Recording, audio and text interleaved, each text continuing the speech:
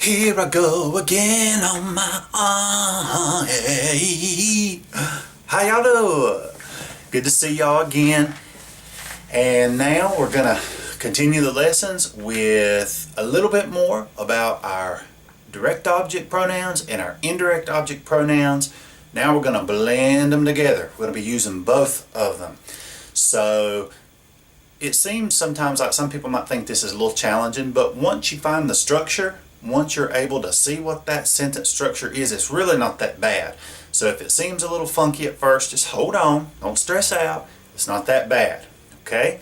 And just to let you know, I am jumping ahead in our books to chapter 9 to cover this particular concept of our indirect objects and our direct objects together, because chapter 8 doesn't include them together, and I like to kind of keep it together. I think it makes a little bit more sense and puts a little bit more understanding and context together. So I wrote up here on the board on page 282 in the new edition of the books.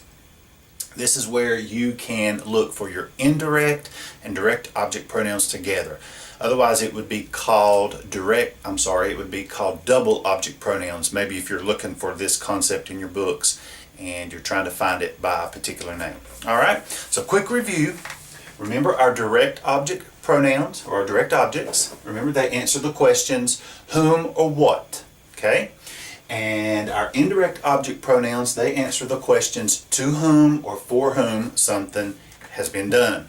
So if you look up here on our direct object pronouns, we've got me, te, lo, la, nos, los, and las.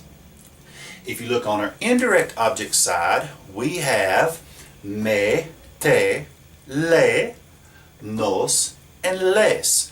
So you see that with the me and the te and the nos, it's essentially the same pronoun form, whether it's an indirect object or whether it's a direct object. Where you start seeing more differences is here with the direct object pronouns using lo and la, and the indirect object pronouns using le.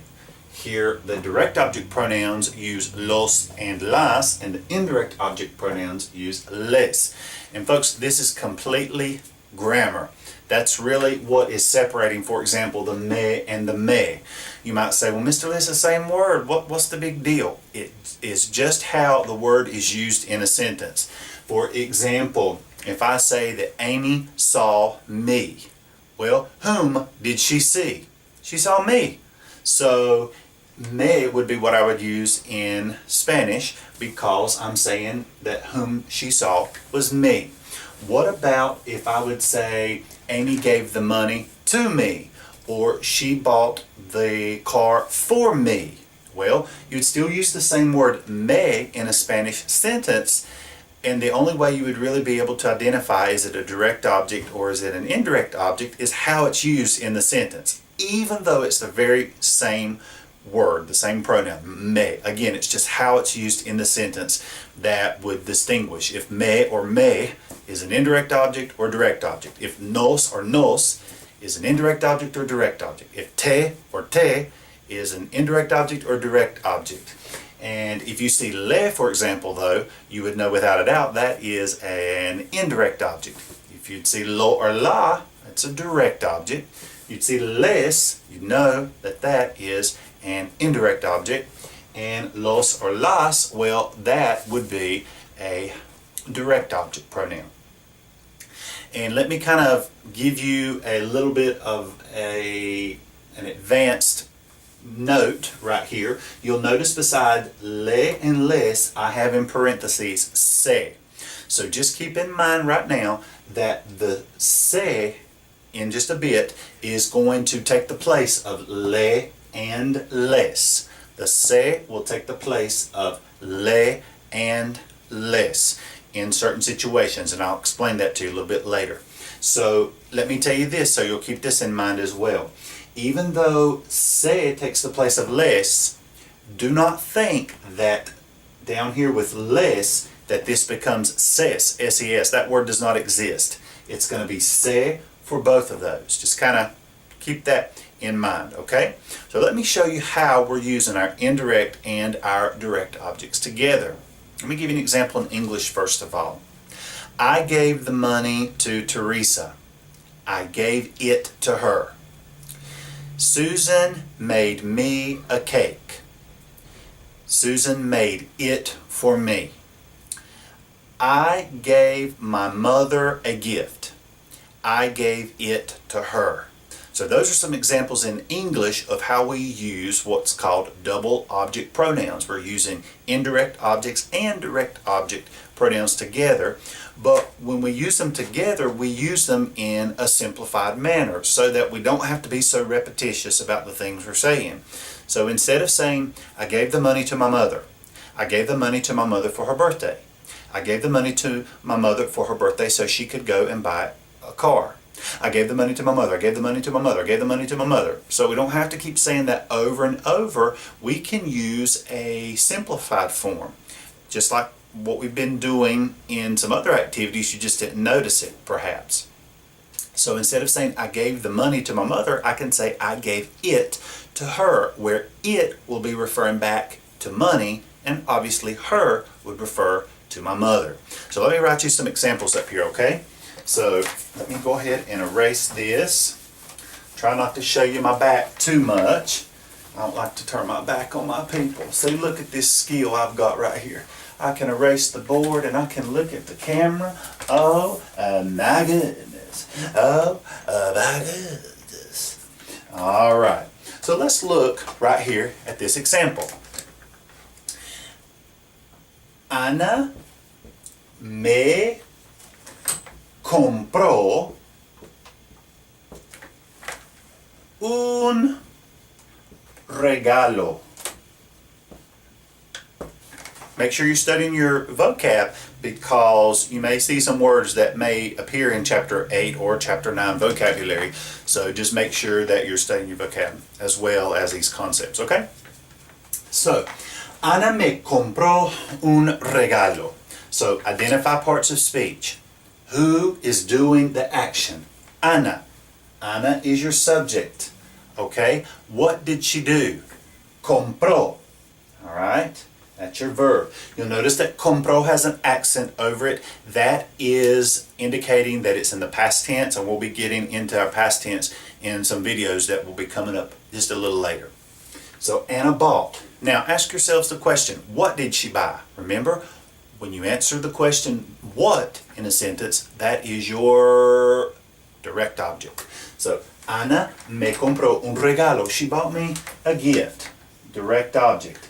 Now, when you say to whom or for whom Ana bought that gift, that answers what question? To whom or for whom? And so that ends up being what part of speech? An indirect object. So me is our indirect object. Okay? So Ana bought a gift for me, or Ana bought me a gift, however you want to say it in English. Now, if I want to simplify that and say Ana bought it for me, I could even simplify Ana's name and say she bought it for me if I wanted to, but I'll just leave her name as Ana right now just to make everything look a little bit more concise. So I'm going to say that Ana bought it for me yesterday. All right, watch this. Ana me lo compró ayer. Okay. Looks like all that is coming up on the board. I hope you can see it okay. So, Ana me lo compró ayer. Ana bought it for me yesterday. So, look here. Ana, subject. What's your verb? Compró. All right. What did she buy? She bought it. That's our direct object. Okay. Now, for whom did she buy it? For me. That is our indirect object. So notice in the simplified form, let me put right here, simplified form. Okay? And what I simply mean by that is whenever you are replacing words like the car for it, or the fruit for it, or the beans, them, whenever you're replacing those in this case are direct objects turning into direct object pronouns. So I'm taking the word, for example, the beans, and saying them. Well, beans is a direct object. Them would be a direct object pronoun. It's simply replacing the word beans, so you don't have to be so repetitious over and over and over with the word beans. So right here, when I say Ana me lo compró ayer, Anna bought it for me yesterday, what is that lo replacing up here in the original sentence? You see, the lo is replacing un regalo, the it of the sentence. What did Anna buy me? She bought me a gift, or she bought it. And then you'll notice again I'm using the indirect object me, or indirect object pronoun, the same form, down here in the simplified sentence. And notice now how in the simplified form you have your indirect object and your direct object side by side. In the original sentence, you had first your indirect object, then you had a verb, and then you had your direct object. They were kind of separated, right? Well, in the simplified form down here, when you're saying Anna bought it for me, you have the indirect object and the direct object, and where are they? They are directly in front of the verb. So take a look at the sentence right quick. Ana me lo compró ayer. Okay? Now, you might be asking, well, Mr. Lee, how am I going to remember this structure? Well, remember, in the simplified form, when you're saying things like, she gave it to me, or I gave them to her, or whatever your sentence might be, remember, in Spanish, the indirect object will come first, and then the direct object, and then your verb, whatever your verb is. Okay? At least in this case, for what we're doing right now. So just remember, indirect object, direct object, and then your verb. If you look right here, it may not look like it that much on the video right here, but I've got ID.